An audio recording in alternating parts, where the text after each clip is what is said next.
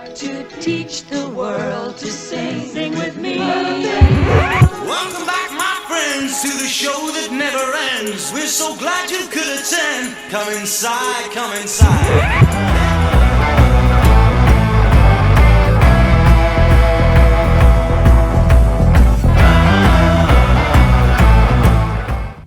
We're going to jump right into are all men created equal? So I'm going to jump off to start with a little something I put together here.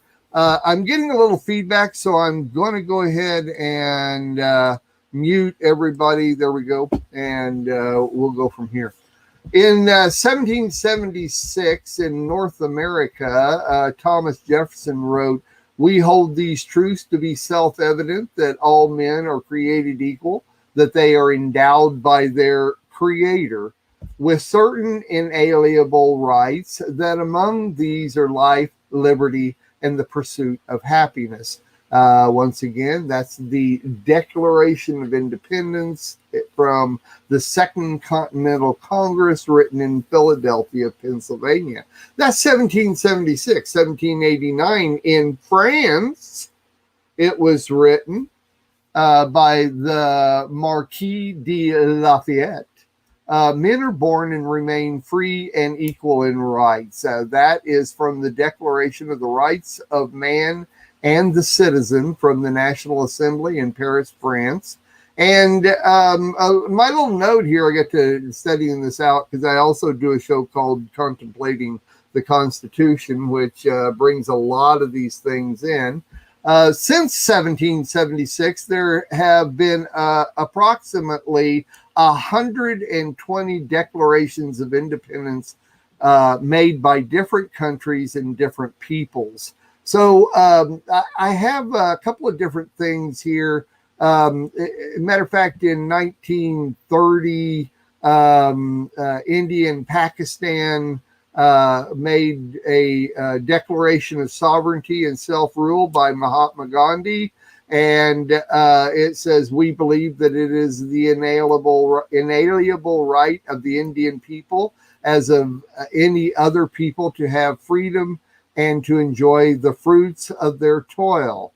And a couple of other ones. In 1984 in China, President Ronald Reagan, speaking to the Congress of Shanghai, China, says, "We believe, and we believe it so deeply that Americans know these words by heart. We believe that all men are created equal and that they are endowed by their Creator with certain inalienable rights, that among those are life, liberty, and the pursuit of happiness." Take an American student or teacher aside later today and ask if he or she hasn't committed those words to memory. They are from the document which we call the Declaration of Independence. Also in 2014, Tunisia, in their constitution, it says, "Taking pride in the struggle of our people to gain independence and build the state to free ourselves from tyranny, to affirm our free will." I think it's real interesting that, like say, 120 different countries around the world have also incorporated their own Declaration of Independence. So I would like to start this off by saying that when we're born, of course, we start off with an equality that I think each one of us can see. But as we grow and we are taught our ways of life and who we are and how we're brought up, basically the word halakha, the way of life, each one of us are brought up a specific way in that way of life, in that halakha. Each one of us take our own ways in life. And though you may be created by your Creator as equal in His eyes, do we all see each other as equal in our eyes? So you can take it from any direction you want: politically, religiously, personal observation. Are all men or women created equally? Now, I'm going to bring Linda's back in here, so I'm going to take this in here, and I would actually like to start with Milena and have her come on in here and give her little spiel on this, and then we're going to jump around the room, and you're welcome to take it from any direction you want, and I guarantee with 1, 2, 3, 4, 5, maybe 6 of us, you will hear 6 completely different directions, and that's the way I'm hoping that it goes. So I would like your thoughts on this. Take it away. Melanie, it's all yours. Well, thank you. Thank you.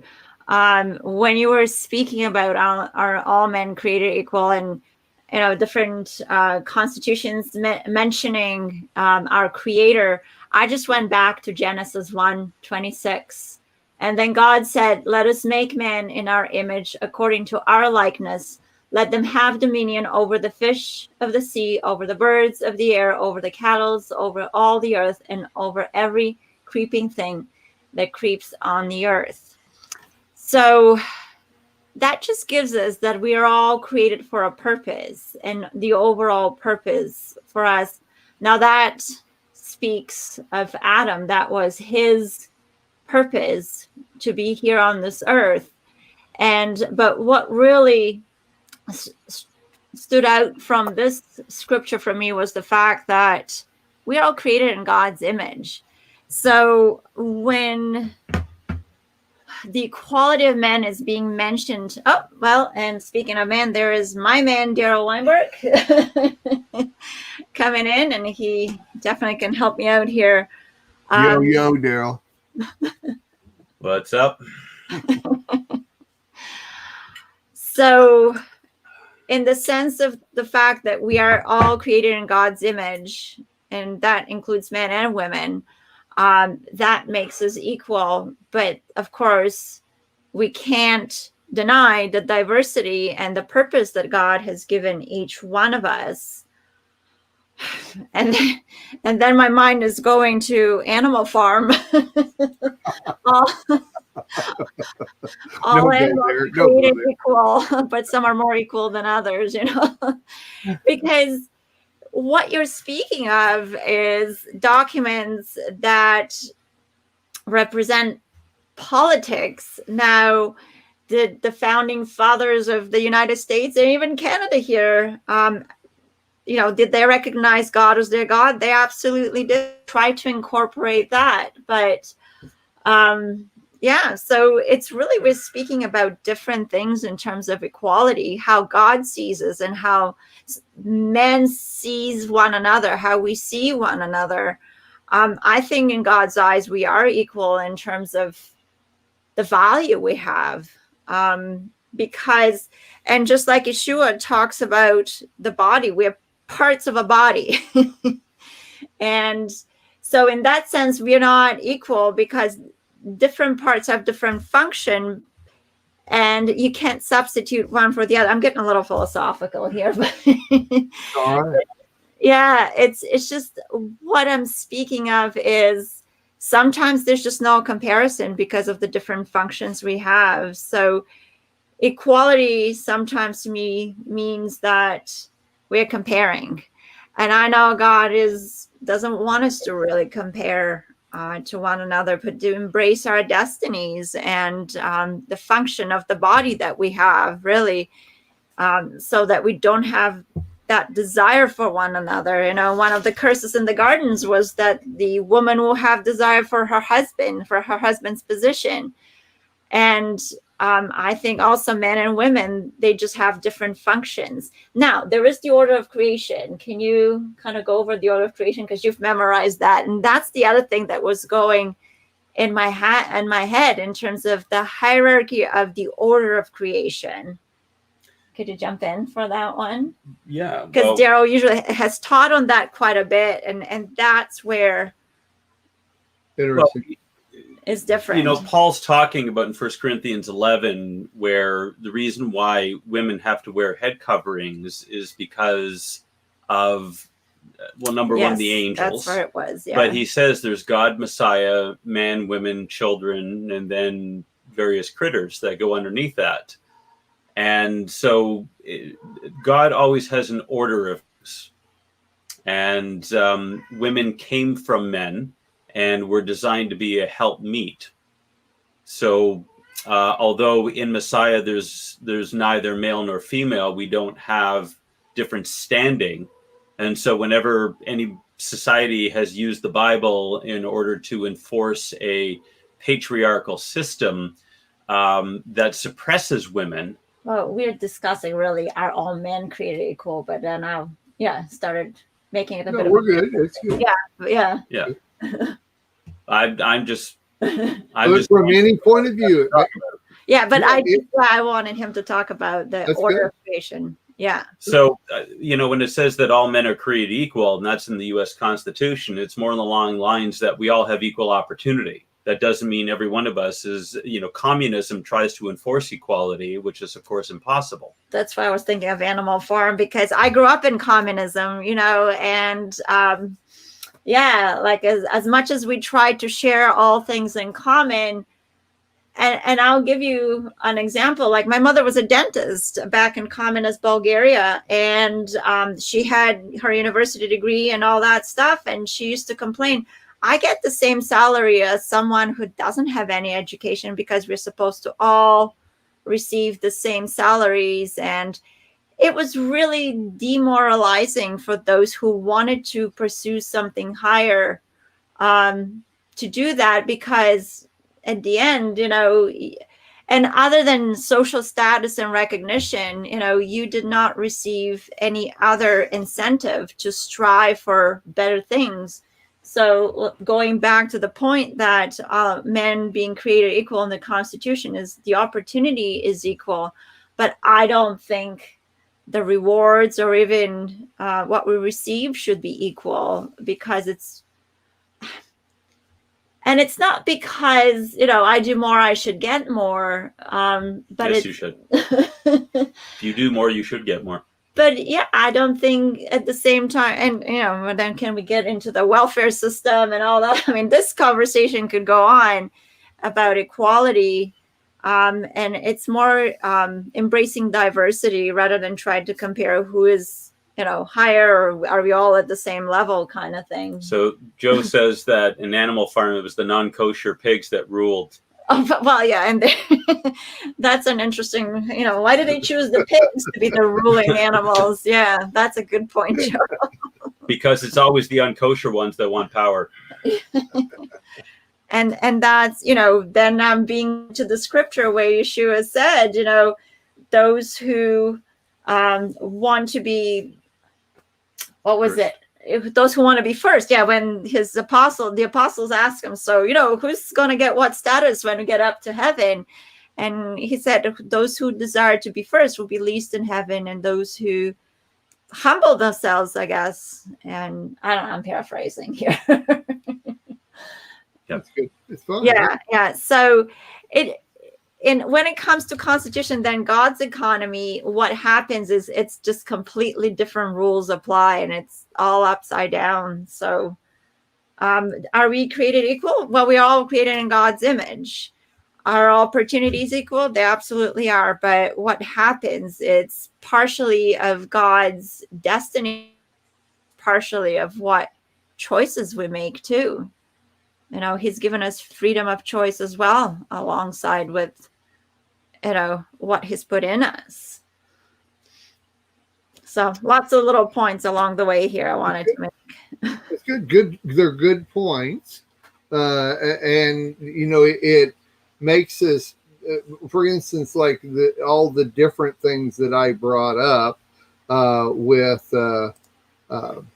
the different countries coming up with their own declarations of independence, doesn't mean that they all see themselves as the United States, because you go from one country to another. And even though they may declare their independence, their actual laws and the way they treat men and women and the way they treat what the opportunities, you're saying, yeah, opportunities should be equal too. It's not the same thing. So you can come up with your own Declaration of Independence. Doesn't mean that you have the freedoms, and doesn't mean it is theirs are equal to our Declaration of Independence. And so we're viewing it that way. So Daryl, I'm going to go ahead and let you continue on there and do your little spiel, and we'll run on down the line there.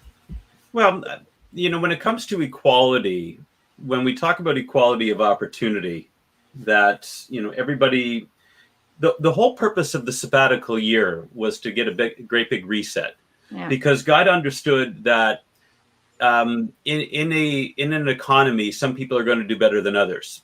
Some people learn better, they study more, they apply principles, and other people are just called to do things. And so what God had to do is he had to put safeguards in to make sure that in a biblical economy, we don't have what's going on in the crony capitalistic economy we have in the world today, where those who have the power and authority ensure that the wealth continues to go to them. I had a conversation with someone a while back, and he said that when he was with me and in our study, he felt like he didn't know anything. And so, there was a big inferiority conflict. I know what it is. I just can't say it. You had a long day. I did. And then I just kind of looked around, and it was like, well, maybe if you had applied yourself to, the green screen that I got behind me here, the JPEG, the JPEG, that perhaps you might know a couple of things too. Is like, I have spent thousands of dollars and umpteen hours devoting myself to the study of biblical things. I should know more than you. And so therefore, if I have something to offer someone, if I've applied myself, listen, you want me teaching the Bible. You do not want me doing heart surgery. Okay? So, we all have our area of expertise, and we all have our calling, and it's where God has gifted us. The reason why I'm not a heart surgeon is because God didn't gift me in that way, and so there was never any interest in it. So that doesn't mean that a heart surgeon and I are unequal. We may be unequal in, our finances. We may be unequal in certain abilities. But as far as our standing before God, we both have the same thing. So when it comes to being equal, we really need to define what we're talking about. And the problem is that the enemy takes terms like that and then corrupts them. And I've said many times that if you talk to a Mormon, they will use the exact same terminology as we do, but they mean entirely different things. And so we have to define our terms in order to really be on the same page as to what we're talking about. But the one thing that, God has made very clear is that we are equal in him. God doesn't have favorites. Yeah. Favorite children. But he does have intimates. And those who press in towards a relationship with God more so will benefit more. And that is the way that it should be. Anybody who works harder should reap the benefits of that. Amen. Very well said. Very good.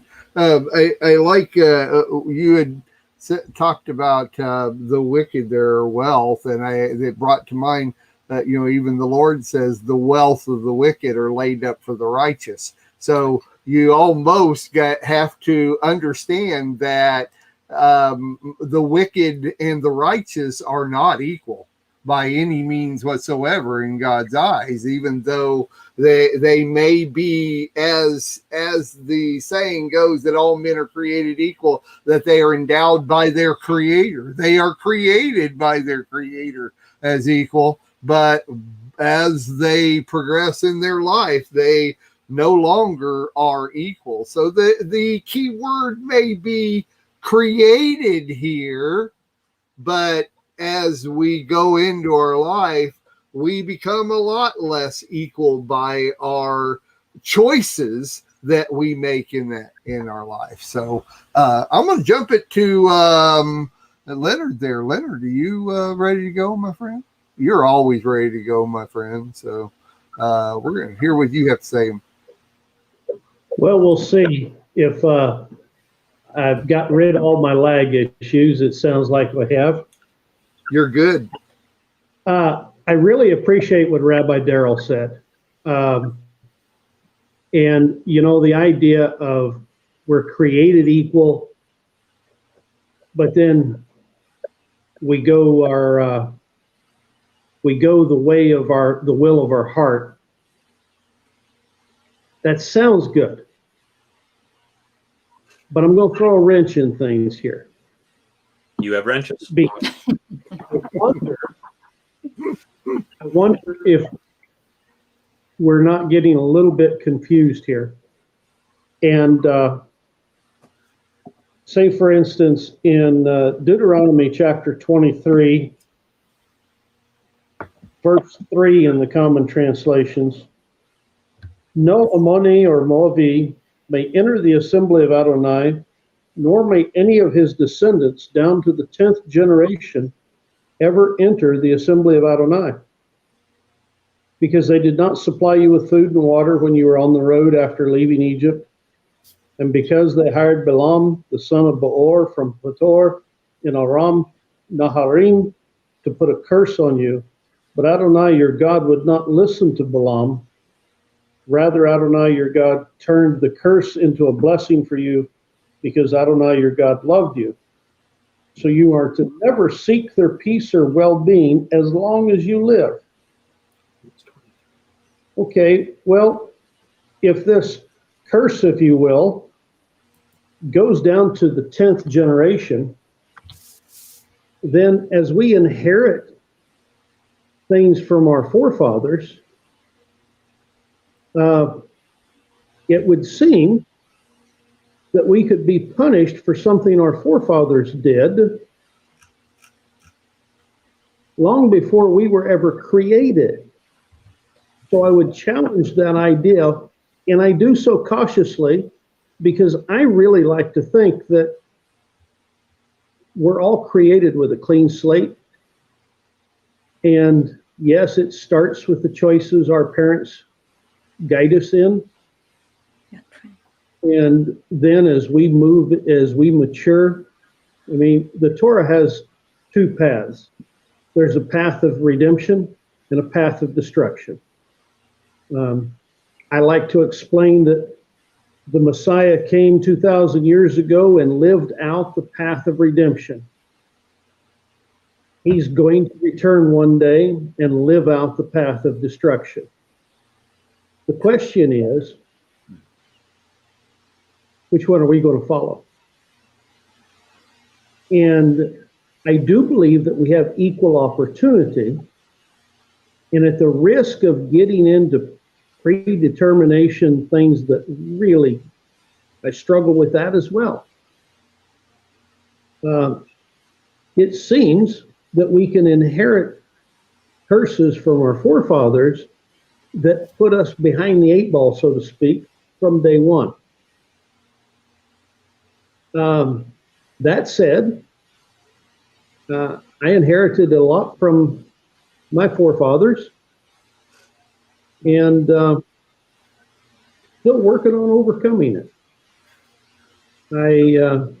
I do think that God gives anyone opportunity. I do think that His Word is the path to redeem ourselves. And That doesn't mean I think we can work our way into heaven, but we can be a whole lot better neighbor if we work at it. After all, most theology agrees with the idea that, hey, we want to go spend eternity with God. We're going to God's house. What rules do you think are going to be going on there? Yeah. Are we going to show up and tell God how things are supposed to be run in his house? No. We're going to be living by his rules. So we need to spend time here on earth learning what his rules are. Write our theology in pencil so we can erase it when he nudges us and tells us we're wrong. And struggle with living up to our Creator's expectation. So I don't know if I answered anything or if I just muddied the water. Questions. You created more questions, and I don't know a rabbi that wouldn't do it that way. Well, my nickname is Ramblin' Rabbi. It's been many years since I wore the title, and it's there as a nickname. And the reason that it's Rambling Rabbi is most of the time I'm just rambling on with thoughts that are in my head. I haven't worked them all out. And so, there was a day I used to spend the time and work out every message. I just don't have that time these days. Let me ask you, Leonard, are all of your children created equal?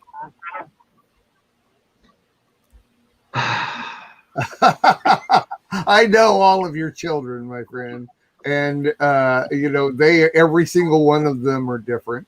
I mean, very different, and so it's a loaded question, but it's interesting where you're coming from. The hereditary end of that is very good. One point I never even considered. So that's why I say it's a very interesting point of view where to come from. I like it, man. I like it. Something to think about, definitely. Thank you, bro. Thank you. Appreciate it. Buyers, Rabbi James and Rabbi Aviyah. I'm real interested in hearing where you're going to come from here. So are you guys ready? I know you are. I know you guys are ready. So let's hear what you guys got. And you can take it individually or both, and because I've interviewed you, and when you guys talk, you go back and forth, back and forth, back and forth. So I like that a lot. It's very well done. So it's all yours. All right. Well, shalom to everyone once again, and thank you for this opportunity to take part in such a thought-provoking message and topic. And so I've enjoyed over the years taking part in the different aspects of Torah and topics that, Mark, that you have come up with. And this one is, I tell you, this one is a doozy here. So, yes. So to kind of get us going here, since we have different perspectives, I think it would only be fair that we come from a perspective that is very near for us, instead of going so general, just to kind of bring in a specific that pertains to people of color, our designated piece of creation. So the topic here is, are all men created equal? And so we can just go ahead and cut straight to the point on that and say yes, because we all came from the one man who was created, and from him we were all born. And so now the question could be, are all men born equal? So now we even split that even further. So, staying with the topic of Adam being the first creation and Hava, Eve, being created from him, even at that point, Yahweh did not start over. He only continued by taking the rib from Adam, and he created Hava, his helpmate. And so right there is where we can see the start of a division, or the atom began to split. And so what we can see after the fall of man, just keeping it really short, after the fall of man, what we see now is the division between even man and woman. The first two creation, we can see where all things came in, now had a carbon copy of the original. But as a carbon copy of the original, it wasn't quite as authentic as the original. So what we have is a nature of prey, prey, and when one thing is a prey and the other one is Oh, you're talking about like the ecological system. right. Where, yeah, something feeds upon things. Right. So from there, I'll think of it in a second. The word I'm trying to put this in a little neat. Predator. Yeah. There you go. Thank you. Predator and prey. So right there, we can see a division that start with the very first man and woman, where sin creeped into the earth, and it trickled down to every creation, because from there God did give all man dominion over the earth. But right there we can see where man points at woman, woman points at man from the very beginning. And so from that, they even had the audacity to point at Yahweh, God, the Creator, and say, "The woman you gave me." And so right here we can trace this nature of predator and prey all the way back to the garden. So just to look at the question of are all men created equal? That's a loaded topic by itself. And so, Mark, that's your fault. I love it. You did that. So with that, I'm going to jump right into a topic that you can probably guess I'll go to, which is let's hit the 1776. Now, what I need for you, each of you, to do who are listening to this broadcast, I'm going to skip a whole lot of talk that I could do and just give us the top bread, the bottom bread, put it in a little sandwich here. And so how do we get to 1776 and the Declaration of Independence, and what we call the Declaration of Independence? And what sounds good, I've already heard it stated, what sounds good, but it may not always be good, because it's not equal to all men. Because in the original intent, it is that all men and women are created equal, but we divide from there. We have, again, the nature, the animalistic nature. Who was created first, man or the animal kingdom? The animal kingdom. They were created on the sixth day, just as we were on the sixth day, the land animals I'm speaking of. And so what happens, sometimes we forget our place, that we were created to have dominion, and sometimes we bring in the animalistic elements of our nature, the fallen Adam. That's good.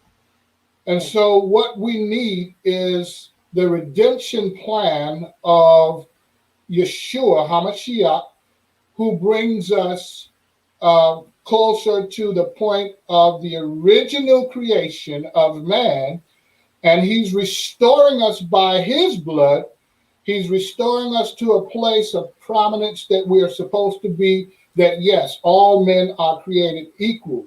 That includes women. But look what we have done to our women. Here's a question that just come up in our Torah study that's really tugging at my heart, because I have a compassion for all men, all women, and I want to see us all feel equal. And so the question was, how is it that in the Torah we have so many things that are against women? And so right here in the thing that's supposed to make us equal and make us right, our women still feel that they have been picked on. And I just went ahead and brought it out. I said, in other words, what's being felt now is like Yahweh is a male chauvinist. And so with that said, I've said this before, so I know this is very strong language.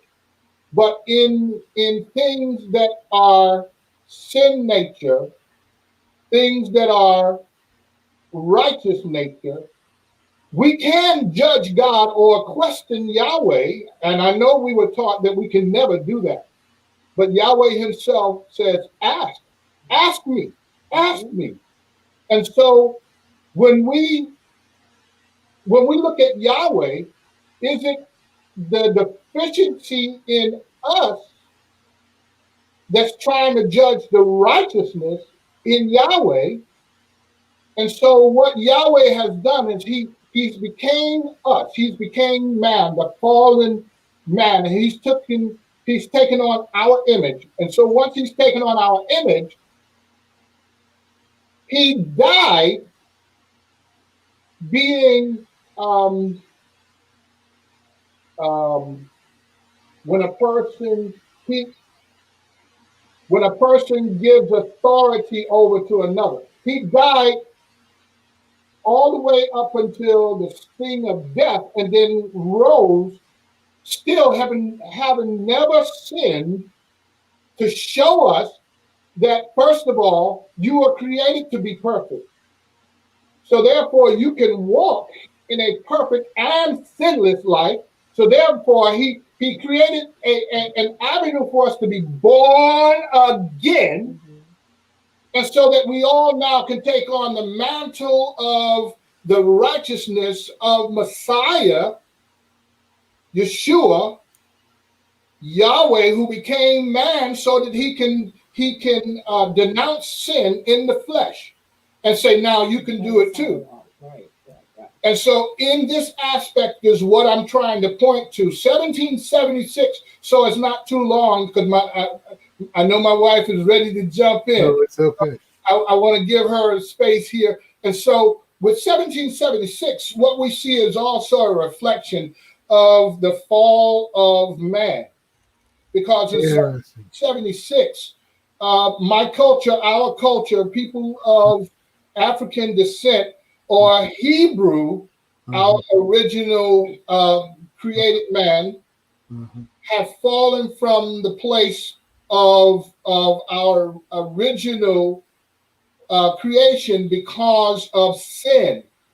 And so according to Psalms chapter 34 and verse 21 says that evil slays wrong. And so we can say here, or ask the question, well, who is the father of evil? And so we know that Hasatan, he is the one who spreads evil. And so there's an authority that is given over to the evil one to go after the righteous one. And I'll use David as a picture. David was a righteous man, but he also did wrong. So therefore, he was pushed over into the area of Hasatan to come after him, of which we see his house in a wreck, whereas his household became instruments of death because of his doing. Yeah. And so because he broke Torah, then you can see him as an example. And so here in 1776, what you have is the people who were already enslaved since 1619. 1776 was a declaration to the world that was written, what is called the Federation Papers. Right. And so what this was is to all the nations of the earth, all the governments of the earth, to justify the 13 colonies to go into war. And so this is called the Federalist Papers, Article of Declaration, and so justify the War of Independence between what is now called the United States and Great Britain, to sever ties and to now say that we are a sovereign nation. But in their quest for becoming a sovereign nation, they had slaves that they did not allow to be set free. And so in this, this is a huge sin when it comes to Torah, because every 7 years you have to set the slaves free. Right. And so there's a cap on top of that. Now, once it gets to, without going into all of the smaller parts that make up that every 7 years you set them free, but then there's a cap on the every 50 years is a jubilee that all now goes back to the original owner. See, that was also kind of cast away as well. And so that was never resolved in this country. And so there's a big sin that still hangs over the one nation under God. And so when you look at the Constitution, you have coded things that are there that are embedded that make your people less than a people. Quickly said, you have a people who are not considered a people. Right. They're actually considered 3/5 of a people. And so they were able to kind of skate around we the people who are under one God. They skated around that and allow this sin to continue and to perpetuate itself, that they became so far away from Torah, or so far away from even the beginnings of Christianity and its biblical founding of the laws of God, the laws of Moses, till they got to the point of saying, we are no longer under the law of Moses. And they ushered in some eras of charismatic teachings, and there's another prosperity where we are now, in a combination of the two. So to kind of just wrap my part up here, that this is where we are now, that we have constituted laws, man-made, which now push aside the laws according to God. And so to say all men are created as equals, we must go back to that original thought, but without the fluff. Making it real to all men, because truly all men are created equal. But as I started, we have the predator and prey. Yeah. We have only the strong shall survive. That's not biblical. And so we have economics situations where we say, pull yourself up by your bootstraps. But when someone is standing on top of you, that's kind of hard to do. So in a way, you have to look at redlining. You have to look at the nature of the culture. You have to look at black codes. You have to look at Jim Crow laws. All of these things that have been placed in a systematic, nice, neat, we're not doing it type thing. And so you have even the medical community that have used the 3/5 persons as experiments. You have all of these things that I won't take the time to go into, but I think you understand where I'm coming from when you hear me say one word: systematic oppression. Right. And so with that, there's many layers. You have not only the medical community, but you have law enforcement. You have all of these different entities that is a system of oppression. And so you have a people who have a hard time of climbing up. And so people will say, why don't you combine your efforts and raise yourself up as a community? And so what has happened over the past 1917, they went into a community and bombed it from the air. 1919 went into a community, bombed it from the air. 1919 Wall Street. 1921 Wall Street.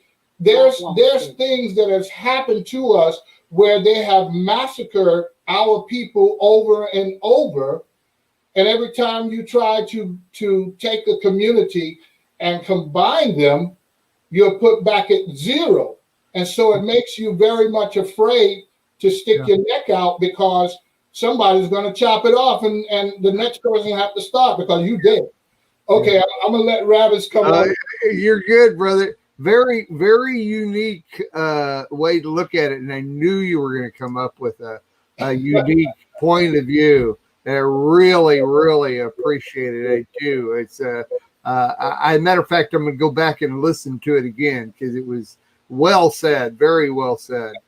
Before we go to Avia, Daryl and Elena have to leave. So, hey, thank you guys for popping in and gracing us. I knew you had to go, so I made Shalom. Shalom. Well, good to see everybody tonight, and we'll do this again next week. We'll be back. Right. Shalom. All right, thanks, guys. All right. Shalom. All right. So, Avia, hey, I know you're going to be as unique as James. Well, maybe not as unique, because I'm going to really split hairs now. All right, good. Bring it on. Bring it on. So, my sister went to, Genesis, and I often, think about that. We are created in the image of our Elohim. Actually, Adam and Hava were created in the image of Elohim. We are created in the image of the fallen Adam and Hava. So there's, what does that mean? What does that look like? What did Adam and Hava look like before the fallen state? Before, what did this world look like before the fallen state and before the sin came in? So I'm going to kind of look at this from a little different standpoint, because I always say that there are two kinds of people in the world. One that is Yahweh's and the others that's not. So either you're his or you're not. And I go to Matthew 13, where Yeshua is talking about from 24 chapter 13, 24 through 30. And he's talking about a man who sows good seed into his field. But then at night, someone comes, his enemy comes and sows within his field this darnel, this evil seed, this black seed. So then as they go and they look at it, the servants of the master come and say, Master, Master, did you not sow good seed into your field? Then where does all this darnel come from? Where's all this black seed? Where's all this evil come from? And so he said that to him, he said, the enemy, a man, has done this. And then he says, do you wish for us to gather it up and get rid of it now? And Messiah, the master says, no, let it continue on, let it go on. When the reaper comes, he will gather and separate to do from the wheat and the tare. The darnel is then going to be separate in the time of the harvest. So in saying all men are created equal, is just, I'm just kind of splitting hairs there.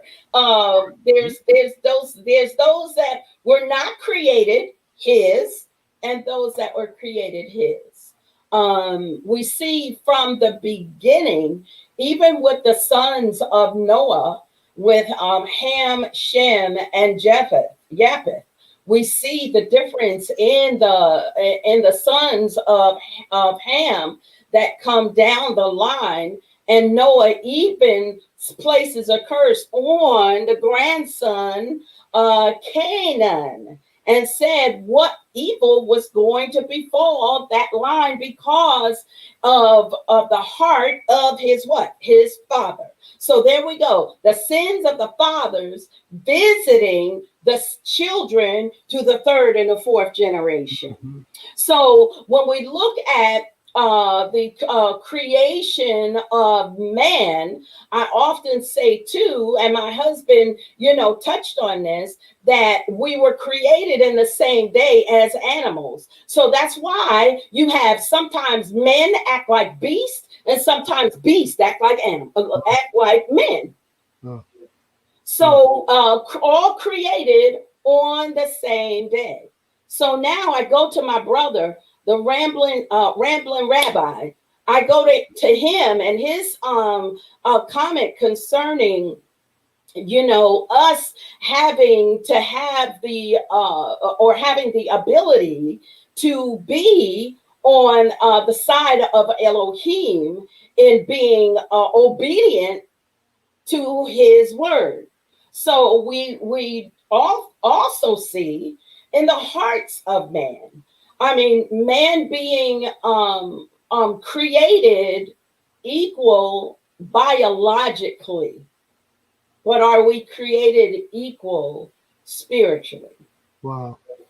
And I would have to say no. Good. I would have to say no. Because there are those, and I often tell people this. People say, oh, why does God allow babies to die? Why does God allow children to die? And I'm like, look, Father Yahweh does not have to wait for a child to grow up to know that one does not belong to me. He's never going to serve me. Now that sounds kind of hard because people love babies. People love children. But for us to claim or to even think that thought of, I don't know where it came from, that all children, will go to heaven, or they will be that. This society believes that. But we see Messiah Yeshua saying that, a tree is known by the fruit that it bears. So if the tree is no good, what's the fruit going to be? No good. Absolutely, the enemy, Hasatan, sowed his seed into the earth. And at the time of the threshing, when the Ruach HaKodesh does his work on the threshing floor and blows away that chaff, and then it set fire, then the weightiness of the glory, the esteem of our Elohim in his people will bring us to the ground where he can wrap us up, bind us up, and put us away for the kingdom to come. So I don't even want to go into, because that's going to be another whole topic about what happened during that time in 1776, because my mind just cannot fathom a people fighting for independence when they have a whole nother people enslaved. Yeah.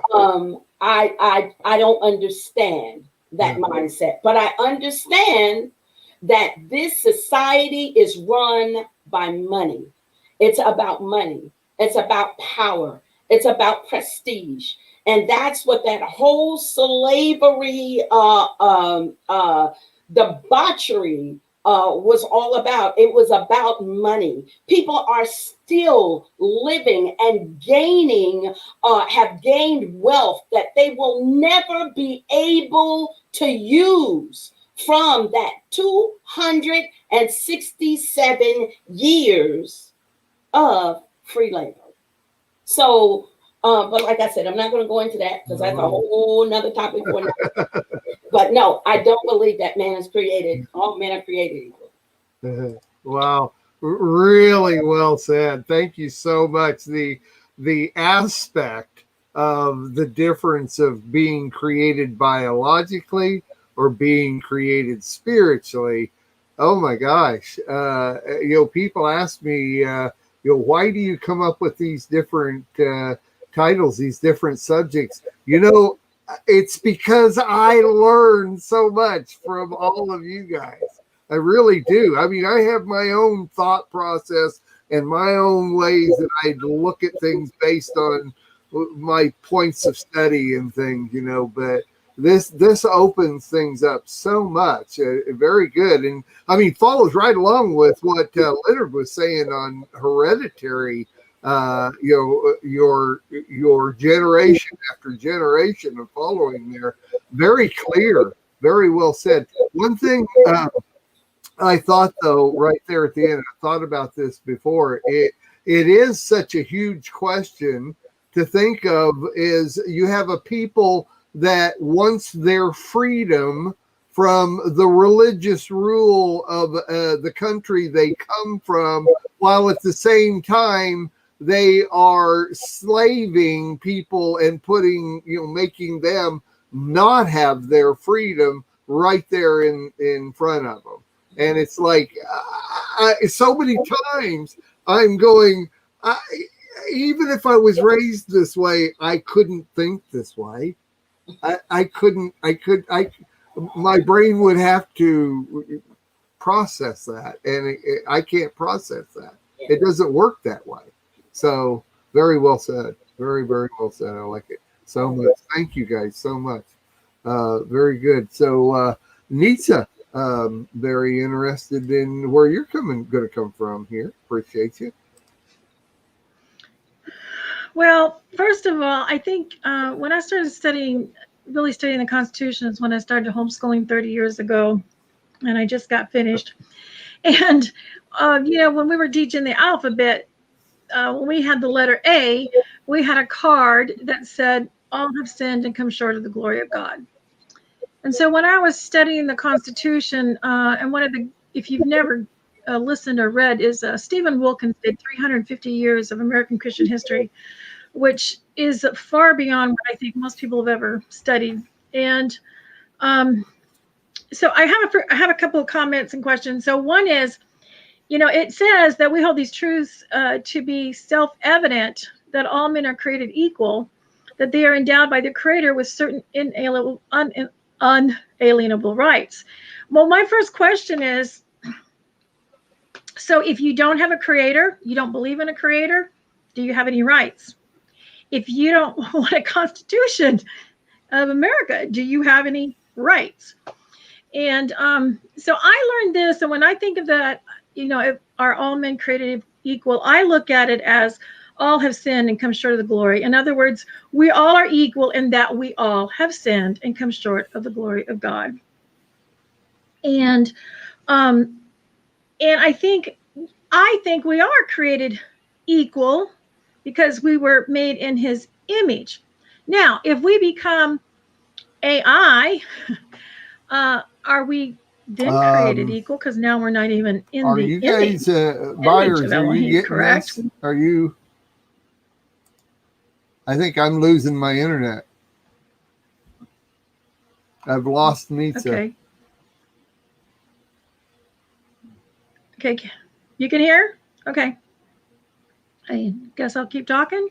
Okay. Anyway, so I look at that, and all the different aspects that we talk about it, I look at it as those are really functions of a person. If you're male, female, if you're a doctor, a lawyer, if you're obedient. I mean, I do think that we're measured by obedience in the kingdom, and that makes us greater. The more we give our lives up and serve others, that makes us greater. But that doesn't make us not equal, in that we're all children of created by Elohim. I mean, that's kind of like, that question you had for the child. are all my children equal? They're all equal in that they were created in the image of Elohim, and they all have sinned and come short of the glory of God. But their gifts, their talents are all different. So I think when we get into some of these other aspects, we're talking about maybe some different things. One of the things that, for instance, in Romans 3:22, even the righteousness of Elohim by faith of Yeshua unto all and upon all them that believe, there is no difference. So here's a qualification of, and our forefathers were writing this with the concept that we were going to be a Christian nation. For all have sinned and come short of the glory of God is that verse. I was very fortunate. The way I found my way to Hebrew roots was I kept digging back into American and pre-American Christian history, which led me to the Torah, because I went through, as briefly mentioned, the Pocahontas story led me to Reformed theology and to Calvinism, which led me back to Romans and realizing, oh wow, we are predestined, but that's because we're from the lost tribes of Israel, and anybody who is his in the end is predestined in that sense, not the way that it's necessarily taught. So, and then of course we can always get off on these tangents, by color, race, female, male, those are different functions, and there is a hierarchy, of course, in government and family. And I really like Avia's comment. Adam and Eve were created as Adam, and one of the common things that kind of affects me in this area is because I'm a woman teacher. Eve was inside of Adam when he got the instructions about eating from that tree. and yet women are always blamed and then put down. And I think in the spirit of Elohim, I think Yeshua personally came along and he broke that curse, and we are to be co-heirs to the kingdom, not just husband and wives, but all believers. We're to be walking in unity. We're supposed to be walking as co-heirs. So in that sense, we are equal, but our value in the sense of, would you want, one to be a pastor versus another one to be an apostle, one to be a teacher, one to be a doctor, one to be a lawyer? No, you want it to be the gift, but that does nothing to do with equality. And one of these pastors that I met in Reformed theology years ago, he brought something up. He just kind of cut to the chase, and he says, everyone's focusing on the Constitution. He said, but we as believers already have a constitution. It is called the Torah, the Pentateuch. And if we focused on that, we wouldn't really, need and have these issues with that. And so I think I would agree. And then when we go through the whole scriptures, that there is no male or female, there's no Jew or Gentile, there is no black, white, woman, whatever you want to pick on, it's not there if we're walking in the spirit, number one. And we were created physically. Of course, we can question that today because, they're changing us and everything. But I guess that's really just how I focus on it, and how I remember it is we are all sinners. We were all created. We do, back to the epigenetics and the DNA, the sins do go down.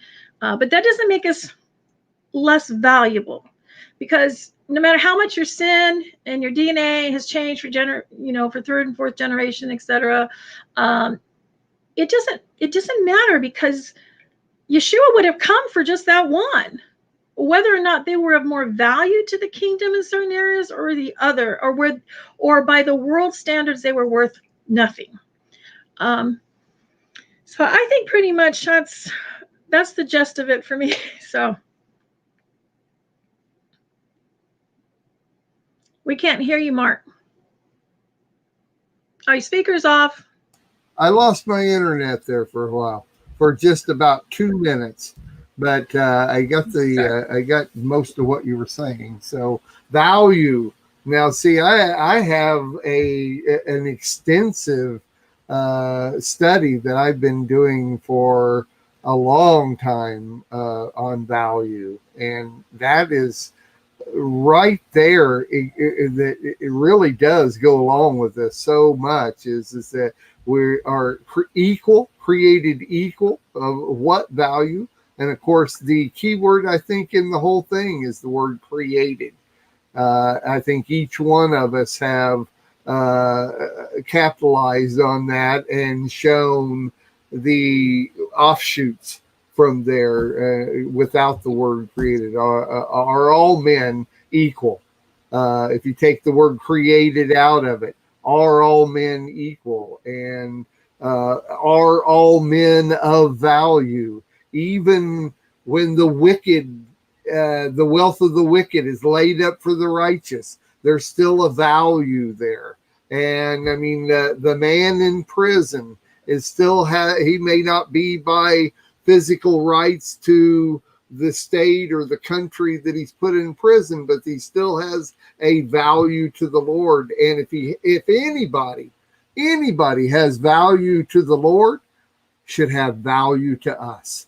And that's the way we need to look at it, is that in the sight of the Lord, if we are one with God, one with Yeshua, and we follow his ways, his halakha, the way he wants us to walk, then all men are of value. I'm so glad you brought that up right there at the end, because that is exactly the way it is. And that's even going back to 1776. These people that wanted to be their own people and get away from people that didn't see them as value, those same people were seeing other people as a lesser value.